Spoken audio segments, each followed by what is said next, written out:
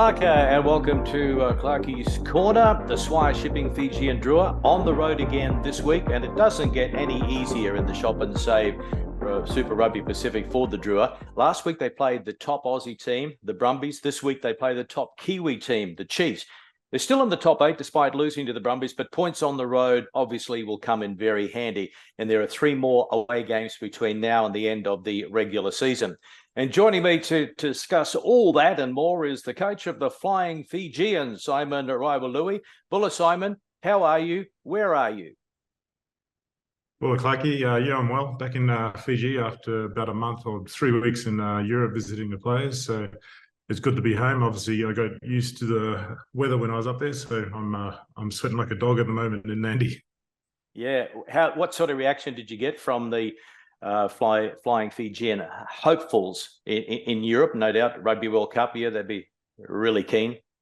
Yeah, it was really positive. Obviously, I couldn't get around to everyone, but the players I did a big tour. I drove, went out to Gloucester, up to Edinburgh, back to London, and did the tour of Europe, and it was really good. It was really just to make an introduction. They obviously all know me, but just to say hello, yes, I'm the coach, and just talk through the campaign, what we're trying to achieve, what we're trying to build, and it was really good. They were very appreciative of me coming out and visiting them, giving them an overview, and so it's a start for that group. Simon, I want to talk more on the Flying Fijians later, obviously, but first up, the Drua. What have you made of the season so far? It's been really good. I think as a new franchise last year, what you want to see is growth. You want to see the team growing each year, and with it being such a short one-way last year, we had a fantastic year. It was a lot of boys, probably 90% plus, had never been in a professional environment, had come from lockdown. So they did really well in their first season, competed really well. But this year, they've taken another step up. And I think the players that were in the squad that were stepping up last year have taken another step forward, playing some really good rugby. The great thing to see also was when we played the Brumbies last week, we had a few changes where last year we struggled when we made changes. Those players stepped up, and you can see the depth of the squad is growing, and I think that will just continue year by year. So, been really, really happy with how the Drua is progressing. Obviously, I'm really invested in the Drua and the project, so very proud. It's a bit strange this year standing a little bit on the outside, but it's really good. Been watching the progressions. Yeah, I was going to ask you how much involvement you have with the players this year. Obviously, you're watching the games, but do you communicate much with them? Yeah, well, so I'm in camp. I come in regularly. I come in and say hello, more to talk to the staff. I go see Mark, see Nico. Haven't had a hands-on role with the coaching this year. More administration, helping with that alignment with FAU, with Nico contracts, all that sort of stuff. Working with Mark about how the pathways are going, how we're going to build those, how we're going to improve player retention, those sort of things. So, yeah, I get to see everyone quite regularly. I've moved over to Nandi as of 2 weeks ago, so I'll be over here full-time and working in and around the Drua base from now. So next week will probably be the first real step up, the Blues week. The Flying Fijian coaches will be over next weekend. They'll be watching the game. We'll be having a meeting. So it'll be it's good. I haven't wanted to put too much pressure mid-season on the players. It's at this stage of the year, it's a bit of information overload. They've got things that they've got to worry about, competitions. They've got to worry about their form. If they get their form right on and off field, the selections will take care of themselves. Eddie Jones has been in camp on the Gold Coast with his Wallaby squad. Well, those who are fit this week. Why aren't you having a training camp or two during the Super Rugby Pacific season? Well, being based in Nandi around the Drua base, I'll be able to have regular meetings with the players and stuff like that. It's a lot harder for us because we've got players based in France, England, Japan, Australia, New Zealand, Fiji. So to bring in people for an actual camp is unrealistic, and it's logistically next to impossible due to releases and stuff like that. So we've been very conscious of there's going to be a long campaign. We're starting in the beginning of July. We don't want to overload them. We will talk around things such as off-field culture, those sort of things. If we give the rugby now, we're just confusing them, and they've got to concentrate on what they're doing at their clubs, and that will lead to them going into the Flying Fijians. Some of the Drua coaching staff will assist you at the World Cup. So I guess that is a bonus to have someone working day to day with the players. But just briefly, run us through your core coaching staff. So we've got I've obviously got Glenn Jackson, who's with the Drua. I've obviously played a long time with Jacko and coached with him as well. So no, I'm doing really well in the attack. We got Daryl Gibson, well known to Fiji. He's obviously New South Wales Waratahs ex-head coach. Great experience. He'll be heading up defence. Graham Dews, ex-flying Fijian. He'll be looking after the scrum. He brings the Fijian culture side of it to the team, having been involved, and also expertise as a scrum coach. And we're bringing in Brad Harris, who's with everyone knows with the Drua. Long time experience. He's been with the program as a consultant with the Fiji Sevens when they won the gold medal, and now with the Drua. So, we have Senarusi Seravakula, who was the Fijiana Drua coach last year when they won the Super W. Vast experience. Warriors, under 20s. He's been with the Flying Fijians when they went up and played the Barbarians. And finally, we got Sarah Bai, who all Fijians will know. He's one of the Fiji greats, played at Claremont, Leicester, and he'll come in and he'll be looking after kicking. Yeah, that sounds very promising indeed. Last week, the Drua gave the Brumbies that huge start, bounced back, and it looked like they'd hit the front in the second half before that try was disallowed. It was a game they could have won, but again, a couple of decisions here and there cost them. It's still a work in progress, but gee, and you hinted earlier on, there are plenty of positives. No, huge positives. To go to places like the Brumbies, and it's going to come up in this next phase of Super Rugby games. It's not an easy run over the next few weeks. You're playing against the best, and they're at home. The Brumbies have shown that they're in the top or top two in the Super Rugby at the moment. And to go there, few changes, travel. It shows the boys are really progressing. Obviously, there were some contested decisions, a few mistakes on our behalf. So yeah, it's a real positive sign for what we're doing, because it's not just the results; it's the consistency of play that we're showing this year. As a head coach, I know you don't want to give away too many of your trump cards, but I have to ask the question: who's impressed you so far from the Drua? Anyone really standing out, or more to the point, anyone surprising you? I think no one's really surprising me. Obviously, had a big role in recruiting a lot of the players, so I know the quality of them, and if they wouldn't have been recruited if they weren't of quality. I think the good thing about this year, across the board, you've got people standing out. We had last year, you had a couple of regulars that were putting really standing out, and then there's some other guys coming back and forward. But this year, across the board, I think some guys that have really stepped up their game this year. I think Tavita, Tex, at hooker, he's really taken that next step there in terms of his play and his leadership. I think Nasila is another one who's really taking a step up at lock. He's taking that leadership role, calling the lineouts. A number of back rows you could call Tiawara is doing really well. I think Kitty Salawa, don't want to blow too much smoke, but he's killing it. He's killing it. He's a rangy, nearly 2 meters, hard on the ball. Still got a few things to work on, but really good player. Harpex are doing well. I think Frank's brought a lot of consistency to his game and leadership. He's doing really well. Penny, when he comes on, it's like an extra back row. He's out there wanting to smash everyone. And your usual suspects in the backline. Colours come back into form. You got and two that have stepped up in the backline as well was obviously a new signing, Yusufa Masi. He's been a revelation, getting him to come back to Fiji. That was a big project. Obviously, we didn't want to let him go after the Sevens, but he explained wanted to go and try the NRL, but it was great to actually get him to come back, and you can see his quality. And then Celestino's with Hambosi leaving due to unfortunate circumstances. We were looking for someone to step up into that space.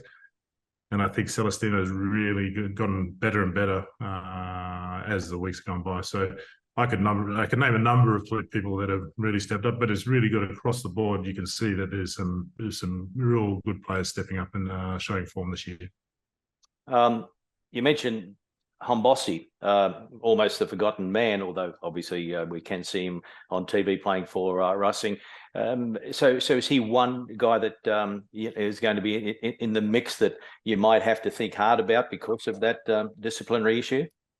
Yeah, Hombosi, he's good. He's playing really well up in Europe. He's fitted in the racing. I saw him when I was up there. It's obviously an internal discussion around what will be going in forward, but I anticipate him being involved. But there still has to be the matter that he left the Drua for has to be accounted for. So I see him being involved eventually. Yeah. How much difference does it make to the Drua players to be at home, Simon? You're based in Nandi, family, friends, not too far away, compared to that period they spent at Lennox Head last year? It's huge. Obviously, it was good for me because I lived up the road only 30 kilometres up in Pottsville. So, but yeah, it's huge.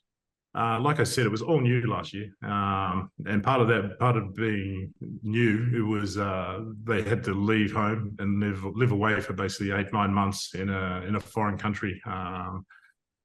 It was a great facility down at Lennox Head, but it wasn't home. They were sharing bunks with their mates, and you know what that's like. It gets testy at the best of times when you're next to your mates for 4 weeks. So you imagine 9 months. So being home is huge. Being around your families, being in your culture, being able to little things like being able to eat the food that you're used to. Those things play a big part. Obviously, it creates challenges because you've got a lot more distractions on the outside. You've got a lot of people wanting your time. Fiji is it's a family-orientated culture, so there's a real need to get back to the families, which is very important.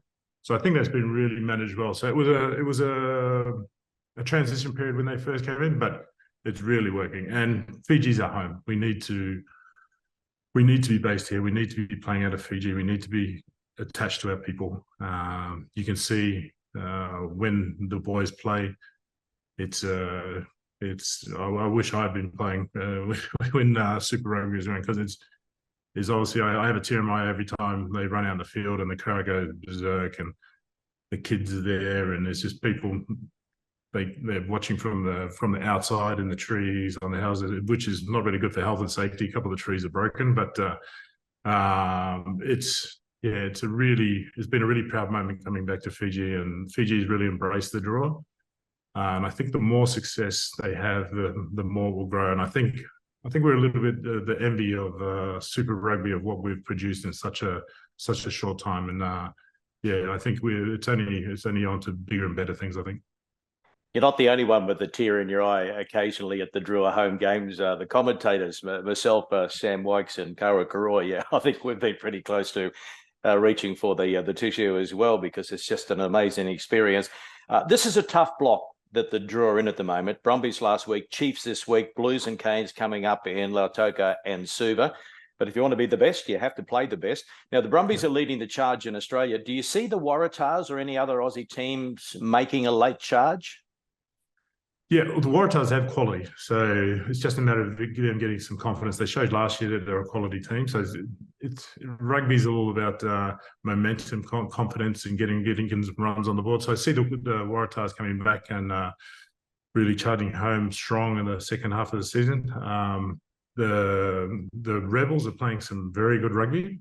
A couple of missed opportunities in terms of results, but they're putting pressure on a lot of teams, New Zealand teams, Australian teams alike. So I think those two are the ones that are really pushing up. Reds have always got a strong squad, very young, and you got the Force there as well. So out of the two Australian teams, I would probably say the Waratahs are probably going to push hard in the second half of the season. Yeah, and I think the Rebels are playing a good brand of rugby, confident in what they're doing, and I think they could surprise a few teams in the second half of the season. The Chiefs are on top of the table, looking very good. 33-17 winners over the Hurricanes last week. At the time of our chat today, we don't know what team they'll put out against the Drua this week, but they'll be tough to beat at home. We know that. Yep.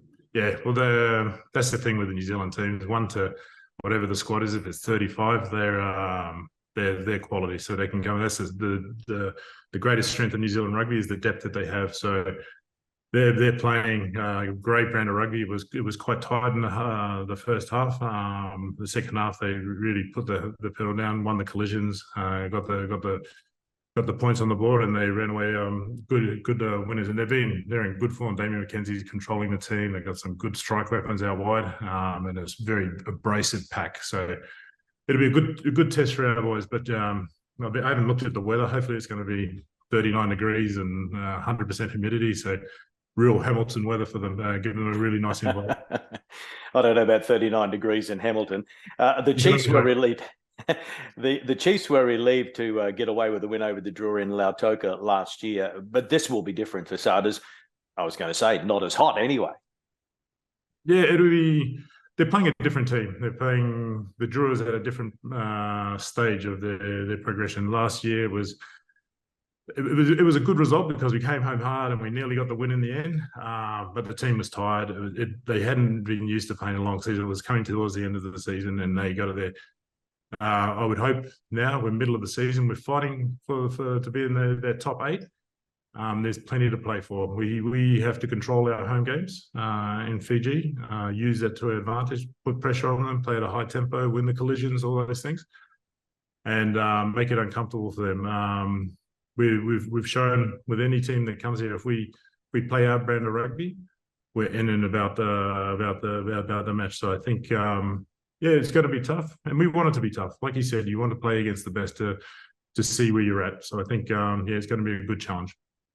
Apart from the Brumbies being up there towards the top of the table, it would appear the gap between the Kiwis and the rest isn't really closing. I don't know if you're seeing it that way, but why are the Kiwis so superior? What's your take on it? I think the matches have been close. They've been for the first 40, 60 minutes, and then the Kiwis are running away.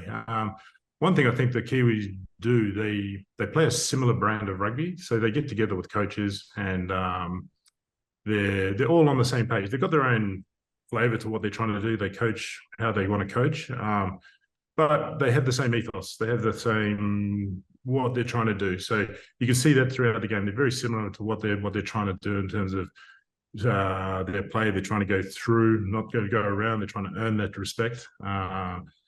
So I think we're in Australia probably a little bit more. I think it's getting much better, but I think they play a little bit different styles each franchise. So I do think it is closer than actual results show.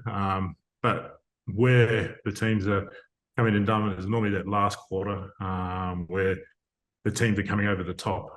So they've got that depth, and they won't stop. They'll go for that 80, 90 minutes. So yeah, it's you do see that gap, but I do see it closing. Yeah, it is a 23-person game nowadays, no doubt about that, and the finishers have a huge part to play. And you already mentioned that the Drua this year, no matter whether people chop and change, most of them are contributing. The Chiefs and the Drua kick things off Friday, week 9 action, followed by the Rebels and the Crusaders. That's in Melbourne, so a huge one for the Rebels. Yeah, it's a huge one. And they've been in good form at home. Watched their last few games, and they've been very ambitious, playing from their own territory when they have to.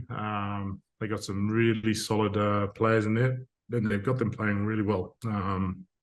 I think the Crusaders at times away from home have been not as consistent as they have in the past. So I think the Rebels will be looking at that to really try and target them, get them on the back foot.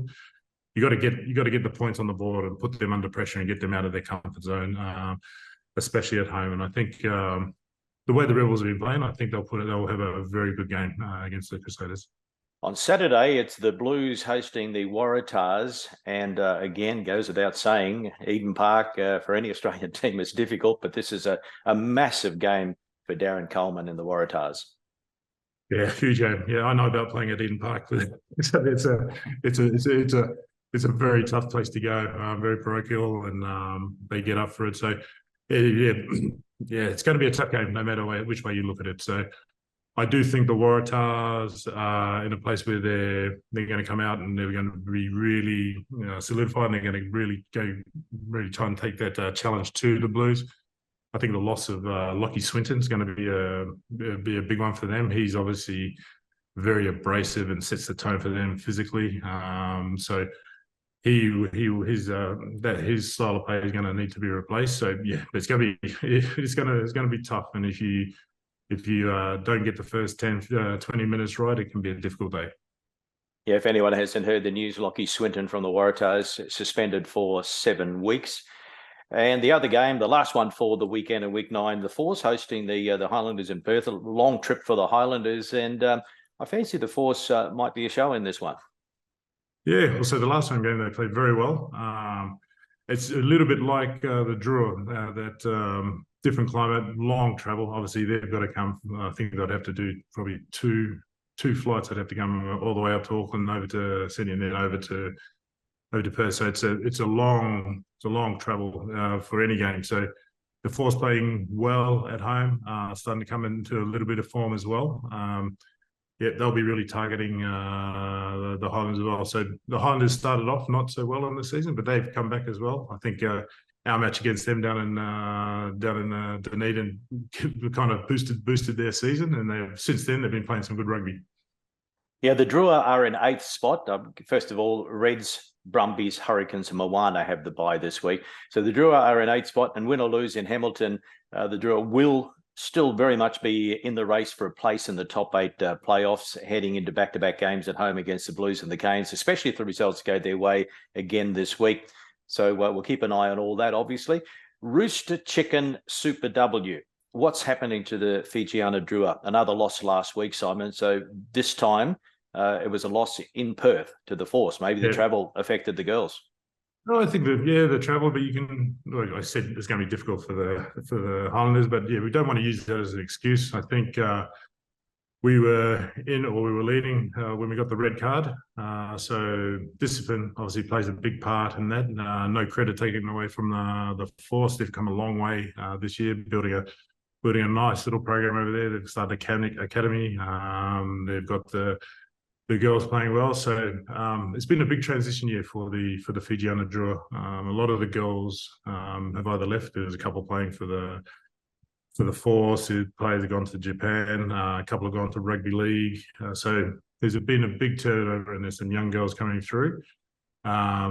Inconsistent on the field, a lot of mistakes, not being able to build phases. So hoping there's still quality there. We've got quality athletes. We've shown quality phases of play at times. So really hoping that this match will really give us a momentum going into the semi-finals, and then we can really take on the final stage. Yeah, Fijiana, they're in 3rd spot with 1 round to go. So they'll still make the top 4 playoffs, but you need to time your run. They need to show an improvement against the 2nd place Reds this week, because the Reds lost by just 1 point to the high-flying Waratahs last week. Yeah, well, the Waratahs and the Reds have been standard bearers this year. The Waratahs, obviously, to the whole of Super W's, it's been in place, have been in every final. They've won all of them except for the last one last year. And the Reds have shown a really good progression this year. They could have easily won that game last week. So I think it's good to see that rivalry, the Waratahs Reds.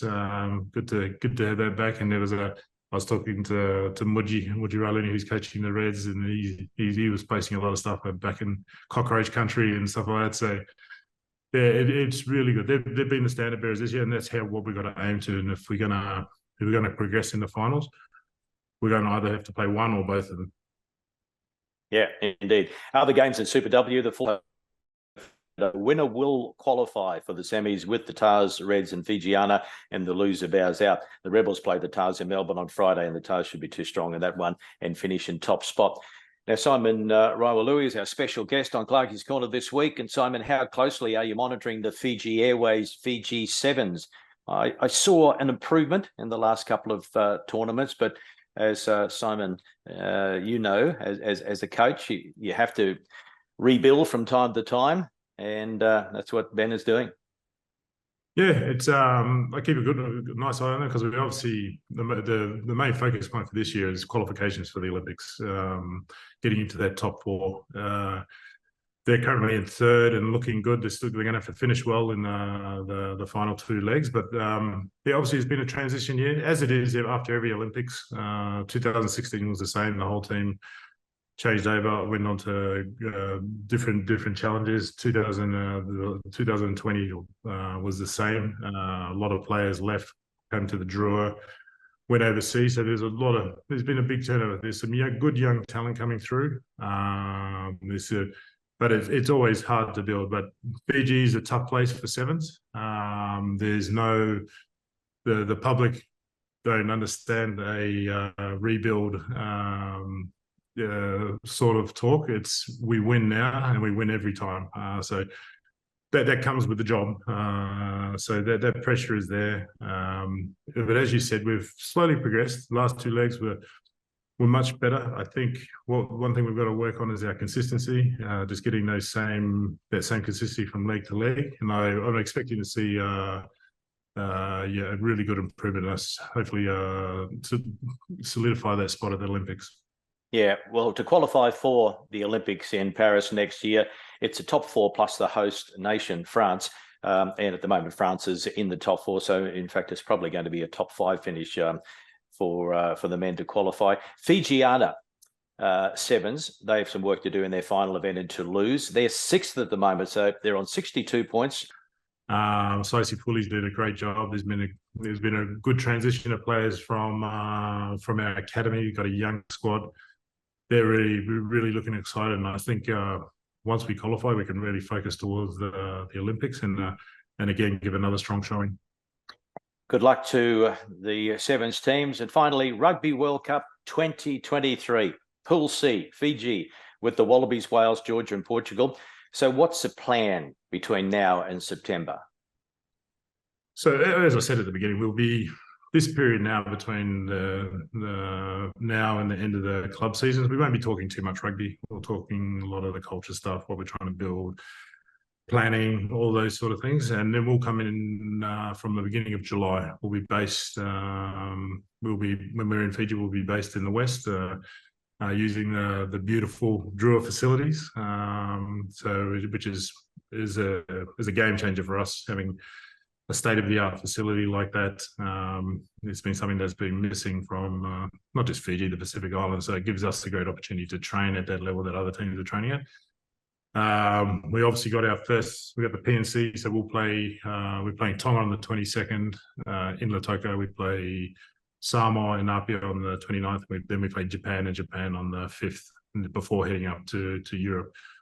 And the two final preparation matches are 19th against France in Nantes, and then 26th against England at Twickenham. So we've got a great fixture list leading into this World Cup. I think it's probably the best we've ever had.